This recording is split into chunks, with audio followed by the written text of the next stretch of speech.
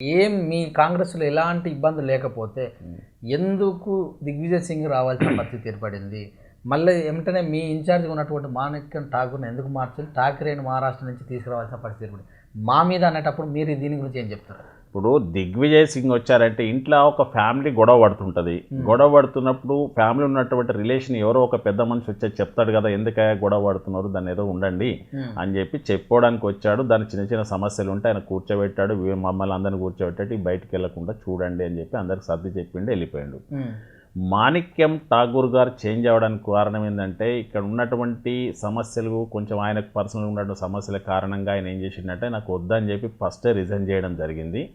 ఆ రిజైన్ చేసినటువంటి దాన్ని రిజైన్ చేసి ఈసారి తెలంగాణ వద్దులని ఆల్రెడీ ఎక్కడికి మన గోవాకి వెళ్ళమని చెప్పి గోవాకి వేసిండ్రు.